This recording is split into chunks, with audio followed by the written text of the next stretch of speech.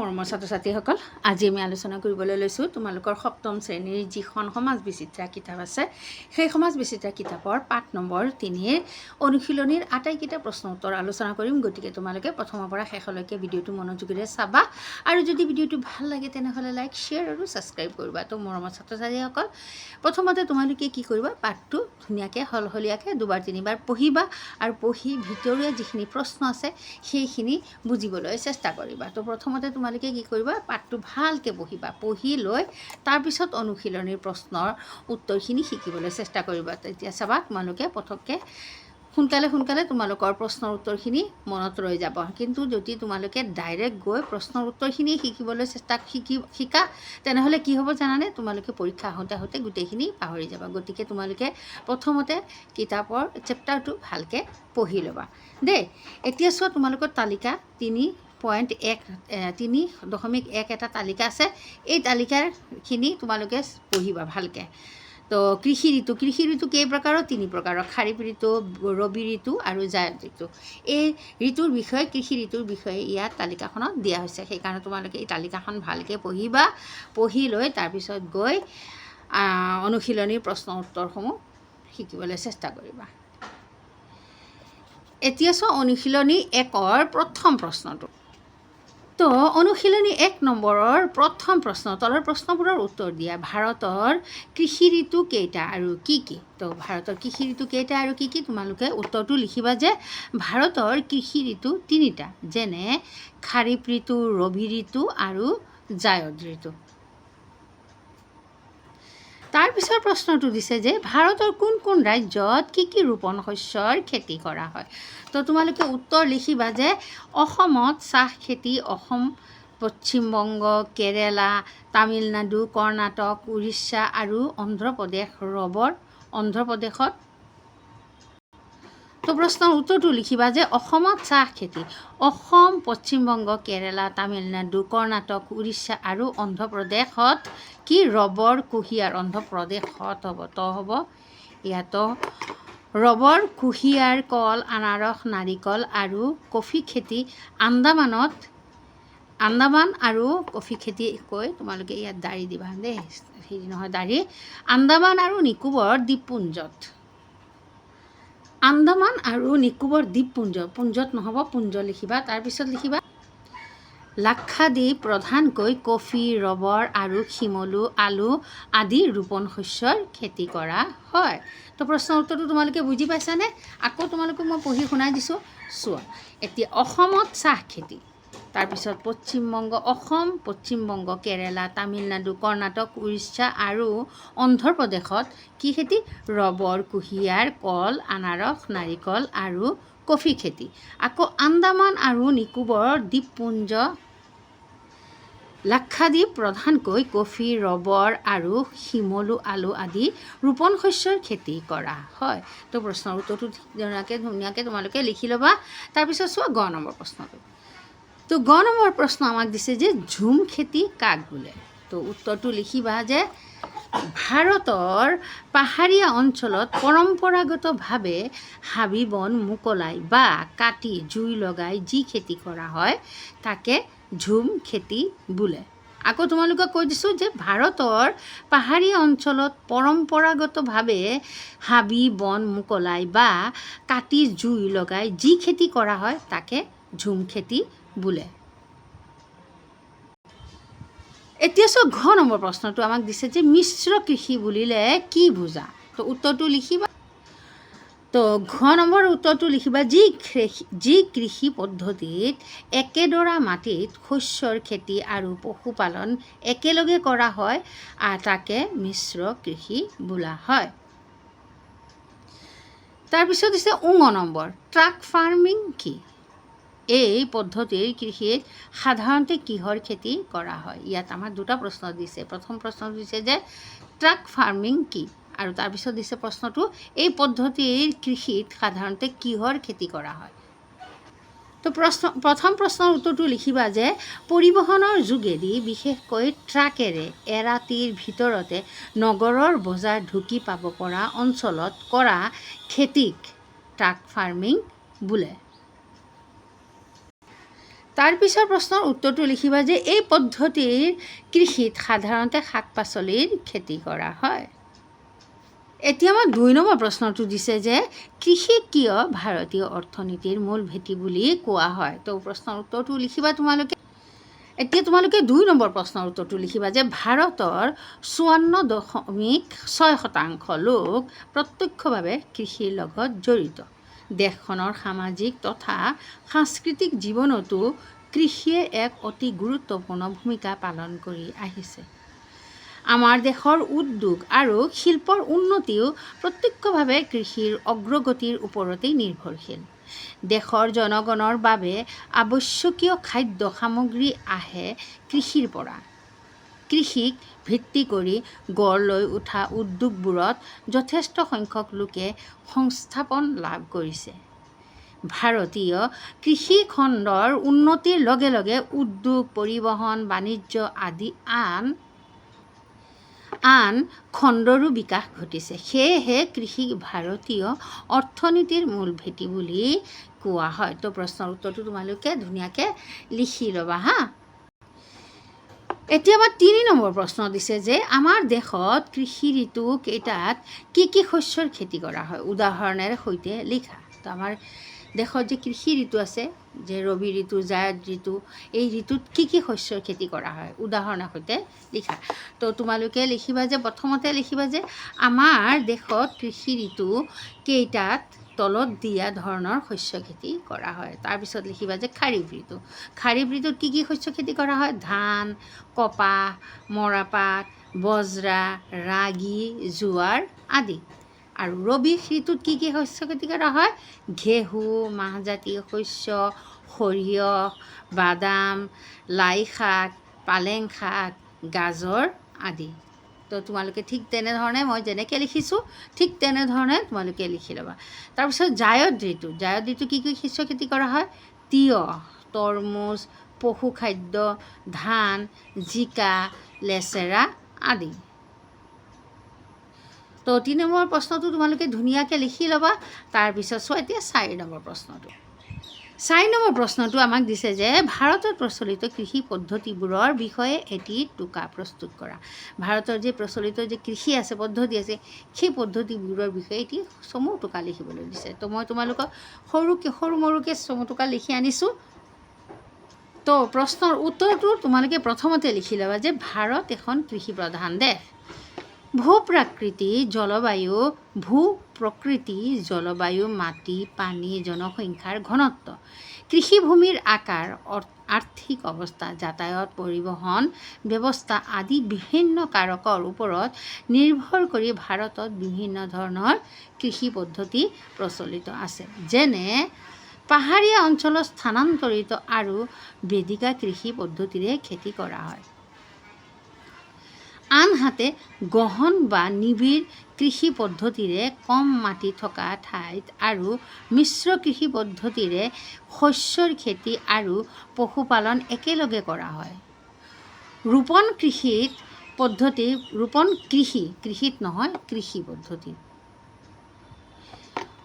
কৃষি পদ্ধতিত একেধৰণৰ খেতি কৰা হয়।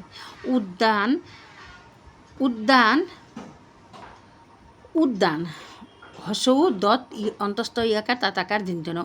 কৃষি পদ্ধতিত সকলো ধৰণৰ খেতি নগৰ বজাৰ ঢুকি পাব পৰা অঞ্চলতহে কৰা হয়। তো প্ৰশ্নৰ উত্তৰটো তোমালোকে ইমানখিনি লিখি ল'বা আৰু লিখি তাৰপিছত চোৱা 2 নম্বৰ অনুশীলনীৰ প্ৰশ্ন উত্তৰখিনি। এতিয়া চোৱা 2 নম্বৰ অনুশীলনীৰ একেবাৰে প্ৰথম প্ৰশ্নটো দিছে যে আমাক ঘেঁহু আৰু কুঁহিয়াৰৰ খেতি ভাৰতৰ কোন কোন ৰাজ্যত কৰা হয়। তো উত্তৰটো লিখিবা উত্তৰ প্ৰদেশ, বিহাৰ, গংগা যমুনা উপত্যকা অঞ্চল, পাঞ্জাৱ, হাৰিয়ানা আৰু ৰাজস্থানৰ উত্তৰ অংশ আদি অঞ্চলত ঘেঁহু আৰু কুঁহিয়াৰৰ খেতি কৰা হয়। তাৰপিছত চোৱা খ নম্বৰ প্ৰশ্নটো দিছে যে আমাক তেলগুটি শস্য দুবিধৰ নাম লিখা। তো উত্তৰ লিখিবা তেলগুটি শস্য দুবিধৰ নাম হ'ল বাদাম আৰু সৰিয়হ। তো যাৰ একেবাৰে শ্বৰ্টকৈ প্ৰশ্নৰ উত্তৰটো লাগে তোমালোকে খালি বাদাম আৰু সৰিয়হ লিখিলে হ'ব। এতিয়া চোৱা গ নম্বৰ প্ৰশ্ন দিছে যে বৃষ্টিছায়া অঞ্চল কাক বোলায়। তো উত্তৰটো লিখিবা যে পাহাৰৰ যিটো ঢালত জলীয় বা ভাৱযুক্ত বতাহ খুন্দা খাই বৰষুণ দিয়ে, তাৰ বিপৰীত ফালৰ বৰষুণ নোহোৱা অঞ্চলটোকে বৃষ্টিছায়া অঞ্চল বোলা হয়। আকৌ তোমালোকৰ প্ৰশ্নৰ উত্তৰটো মই ধুনীয়াকৈ কৈ দিছোঁ যে পাহাৰৰ যিটো ঢালত জলীয় ভাৱযুক্ত বতাহ খুন্দা খাই বৰষুণ দিয়ে, তাৰ বিপৰীত ফালৰ বৰষুণ নোহোৱা অঞ্চলটোক বৃষ্টিছায়া অঞ্চল বোলা হয়। তো ঘ নম্বৰ প্ৰশ্ন দিছে যে আমাক ভাৰতৰ কোনটো অঞ্চল কপাহ খেতিৰ বাবে বিখ্যাত। তো উত্তৰটো লিখিবা যে ভাৰতৰ দাক্ষিণাত্য মালভূমিৰ উত্তৰ পশ্চিম অঞ্চল কপাহ খেতিৰ বাবে বিখ্যাত। কিয়? তাত ক'লা মাটি থকাৰ কাৰণে কপাহ খেতি ভাল হয়। তাৰপিছত চোৱা নম্বৰ দুবিধ মছলাজাতীয় শস্যৰ নাম লিখা। তো উত্তৰটো লিখিবা দুবিধ মছলাজাতীয় শস্যৰ নাম হ'ল ইলাচি, জালুক আৰু আদা। তো তোমালোকক মই তিনিটা লিখি দিছোঁ। তো তিনিটা শিকি ল'বা, পৰীক্ষাৰ সময়ত যদি এটা পাহৰি যোৱা তেনেহ'লে আন এটাটো তোমালোকে লিখি আহিব পাৰিবা। তো যদি অকল প্ৰশ্নৰ উত্তৰটো লিখিলে তেনেহ'লে ইলাচি, জালুক, আদা এই তিনিটা লিখিলে হৈ যাব। ঠিক আছে। এতিয়া চোৱা প্ৰথম নম্বৰ প্ৰশ্ন। প্ৰথম নম্বৰ প্ৰশ্নটো দিছে যে আমাক সেউজ বিপ্লৱ বুলিলে কি বুজা?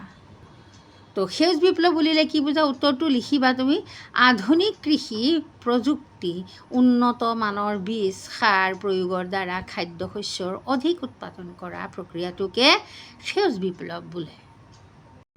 এতিয়া চোৱা 2 নম্বৰ প্ৰশ্ন আমাক দিছে যে কৃষি বলয় বা অঞ্চল বুলিলে কি বুজা? তাৰপিছত দিছে ভাৰতত কেইটা কৃষি বলয় আছে? প্ৰতিটোৰে নাম লিখা।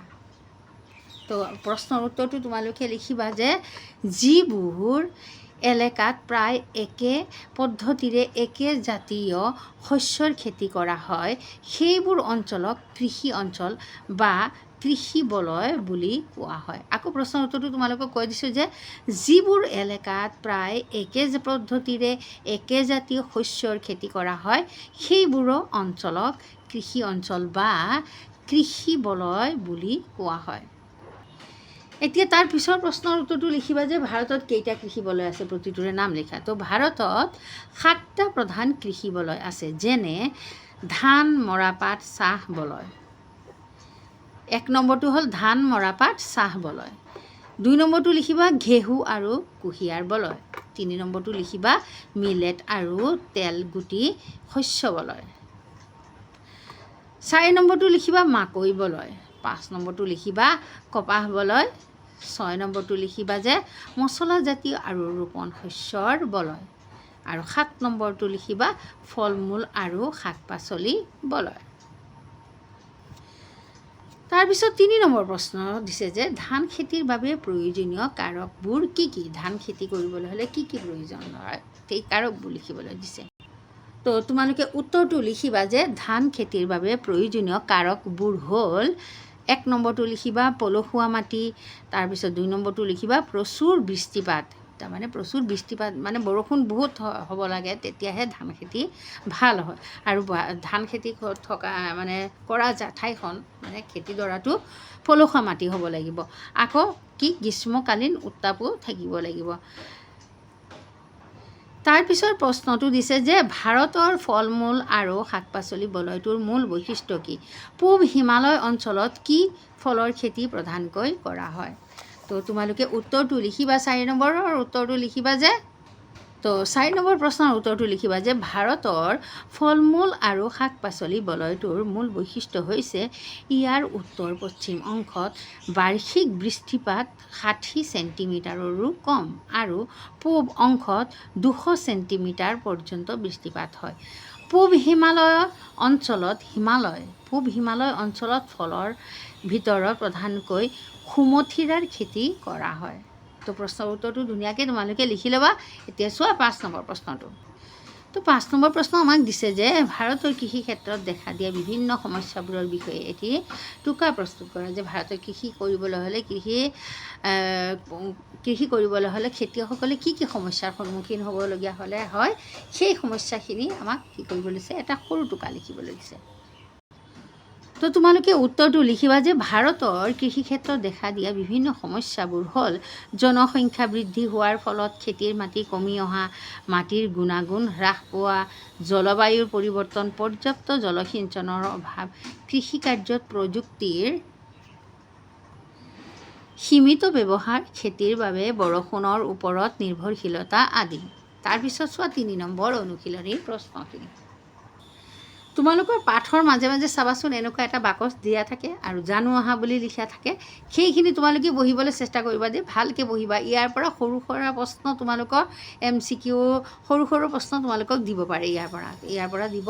সেইকাৰণে তোমালোকে এইখিনি পঢ়িবা আৰু যদি প্ৰশ্ন নিদিয়ে তেনেহ'লে ইয়াৰ পৰা বহুতো কথা জানিব পাৰিবা। ঠিক আছে। তাৰপিছত চোৱা 3 নম্বৰ অনুশীলনী। এতিয়া চোৱা 3 নম্বৰ অনুশীলনীৰ একেবাৰে প্ৰথম প্ৰশ্নটো 3টা হস্তশিল্পৰ নাম লিখা। তো উত্তৰটো লিখিবা যে 3টা হস্তশিল্পৰ নাম হ'ল মৃৎশিল্প, সোণৰূপৰ শিল্প আৰু বস্ত্ৰশিল্প। যাক সৰু লাগে মানে অকল উত্তৰটো লিখিলে হ'ব, তেনেহ'লে তোমালোকে মৃৎশিল্প লিখিবা, মৃৎশিল্প আৰু সোণৰূপৰ শিল্প আৰু বস্ত্ৰশিল্প এইটো লিখি দিবা। এই 3টা লিখিলেই হৈ যাব। এতিয়া চোৱা খ নম্বৰ প্ৰশ্নটো। খ নম্বৰ প্ৰশ্ন আমাক দিছে যে কোন চনত ভাৰতত প্ৰথমটো লুতীখা কেন্দ্ৰ স্থাপন কৰা হৈছিল। তো প্ৰশ্নৰ উত্তৰটো লিখিবা যে 1907 খ্ৰীষ্টাব্দত ভাৰতত প্ৰথমটো লুতীখা কেন্দ্ৰ স্থাপন কৰা হৈছিল। যাক প্ৰশ্নটো সৰুকৈ লাগে কি খালি 1907 খ্ৰীষ্টাব্দ লিখিলে হ'ব। তো নিলিখিবা, খালি খ্ৰীষ্টাব্দ লিখিবা।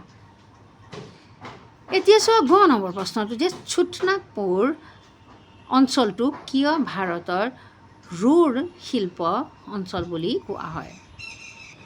তো প্ৰশ্নৰ উত্তৰটো লিখিবা ছোটনাগপুৰ খনিজ সম্পদৰ বাবে বিখ্যাত।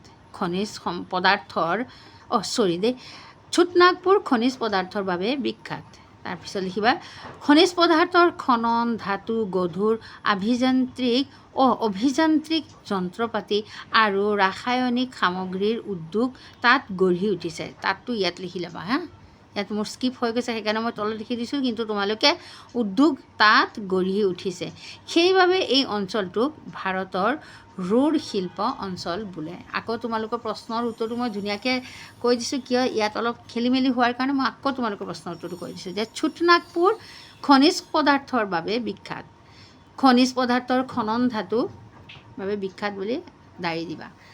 খনিজ পদাৰ্থৰ খনন, ধাতু, গধুৰ, অভিযান্ত্ৰিক যন্ত্ৰপাতি আৰু ৰাসায়নিক সামগ্ৰীৰ উদ্যোগ তাত গঢ়ি উঠিছে দাঙি দিবা। সেইবাবে এই অঞ্চলটোক ভাৰতৰ ৰুৰ শিল্প অঞ্চল বোলে। এইখিনি অঞ্চলটোক ইয়াত ভাৰতৰ ৰুৰ শিল্প অঞ্চল ইয়াৰ পৰা লিখি ল'বা। মই ইয়াত তাত লিখি দিছোঁ যে সেইকাৰণে মই ইয়াৰ পৰা লিখিছোঁ। তোমালোকে ইয়াৰ পৰা লিখিবা দেই, তো স্কিপ নকৰিবা এই জেগাটো। তো এতিয়া চোৱা ঘ নম্বৰ প্ৰশ্নটো হুগলী শিল্প অঞ্চল কি উদ্যোগৰ বাবে বিখ্যাত। তো উত্তৰটো লিখিবা হুগলী শিল্প অঞ্চল মৰাপাটৰ সামগ্ৰী উদ্যোগ, বস্ত্ৰ উদ্যোগ, কাগজ উদ্যোগ, গধুৰ অভিযান্ত্ৰিক যন্ত্ৰপাতি, ৰাসায়নিক উদ্যোগ, ঔষধ আৰু বৈদ্যুতিক সামগ্ৰীৰ উদ্যোগৰ বাবে বিখ্যাত। তাৰপিছত নম্বৰ প্ৰশ্নটো দিছে যে আমাক মুম্বাইয়ে পুনে শিল্প অঞ্চল ক'ৰ পৰা ক'লৈ বিস্তৃত হৈ আছে। তো উত্তৰটো লিখিবা মুম্বাইয়ে পুনে শিল্প অঞ্চল মুম্বাইয়ে থানেৰ পৰা পুনেলৈ, নাছিক আৰু চোলাপুৰ জিলালৈকে বিস্তৃত হৈ আছে। আকৌ তোমালোকৰ প্ৰশ্নৰ উত্তৰটো মই কৈ দিছোঁ যে মুম্বাইয়ে পুনে শিল্প অঞ্চল মুম্বাইয়ে থানেৰ পৰা পুনেলৈ, নাছিক আৰু চোলাপুৰ জিলালৈকে বিস্তৃত হৈ আছে। এতিয়া চোৱা 6 নম্বৰ প্ৰশ্ন দিছে যে ভাৰতৰ সকলো ঠাইতে শিল্প অঞ্চল গঢ়ি নুঠাৰ মূল কাৰণটো কি। ভাৰতৰ সকলো ঠাইতে শিল্প অঞ্চল কিয় গঢ়ি উঠা নাই, তাৰ মূল কাৰণ কি। তাৰ মূল কাৰণ হ'ল যে ভাৰতৰ সকলো ঠাইতে শিল্প অঞ্চল গঢ়ি নুঠাৰ মূল কাৰণ হৈছে খনিজ পদাৰ্থৰ অসমান বিতৰণ। তাৰমানে খনিজ পদাৰ্থ সকলো ঠাইতে পোৱা নাযায় বুলি আমাৰ সকলো ঠাইতে শিল্প অঞ্চল গঢ়ি উঠা নাই। ঠিক আছে। তো 2 নম্বৰ প্ৰশ্ন দিছে যে উদ্যোগবোৰক কিহৰ ভিত্তিত শ্ৰেণী বিভাজন কৰা হৈছে, শ্ৰেণীকেইটা কি কি। তো উত্তৰটো লিখিবা তোমালোকে উদ্যোগবোৰক আকাৰ, কেঁচামাল উৎপাদন আৰু মালিকীস্বত্বৰ ওপৰত ভিত্তি কৰি শ্ৰেণী বিভাজন কৰা হৈছে। প্ৰথম প্ৰশ্নৰ উত্তৰটো। তাৰপিছত নেক্সট প্ৰশ্ন দিছে যে শ্ৰেণীকেইটা কি কি। তো লিখিবা শ্ৰেণীকেইটা হ'ল কুটিৰ শিল্প উদ্যোগ, ক্ষুদ্ৰ উদ্যোগ আৰু বৃহৎ উদ্যোগ।